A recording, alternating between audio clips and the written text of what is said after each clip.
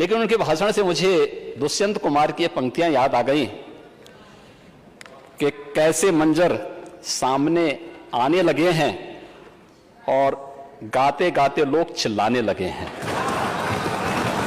महोदय, मैं देख रहा था कि अचानक अपने भाषण को आगे बढ़ाते बढ़ाते नेता प्रतिपक्ष उस दिन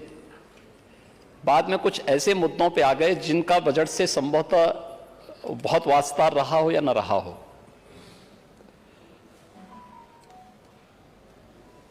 और कुछ ऐसी बातों को इस सदन में कहने लग गए थे जिसका खामियाजा प्रदेश अतीत में बहुत भोग चुका है, आज से उभर चुका है प्रदेश। उत्तर प्रदेश आज एक नई दिशा की ओर बढ़ रहा है और माननीय नेता प्रतिपक्ष कह रहे थे कि समाजवाद है। अच्छा है कि कम से कम समाजवाद के बहाने ही उन्होंने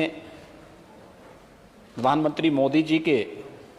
गरीब कल्याणकारी योजनाओं को स्वीकार किया है, उनको अप्रिशिएट किया है। लेकिन ये जो योजनाएं हैं, ये योजनाएं पंडित दीनदयाल उपाध्याय जी की अंत्योदय की भावना से प्रेरित है,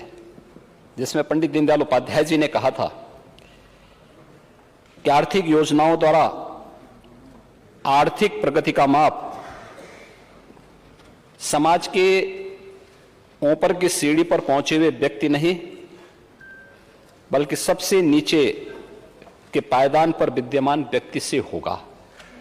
और उस व्यक्ति के जीवन स्तर पर सुधार करने की दिशा में ही स्वावलंबन की प्रक्रिया, आत्मनिर्भर भारत के निर्माण की इस प्रक्रिया का एक कार्यक्रम चल रहा है, जिसमें हर व्यक्ति को सशक्त बनाने की, गरीबों को सशक्त बनाने की, उनके उन्नयन की दिशा में एक कार्यक्रम उसी प्रयास का हिस्सा है। ये पंडित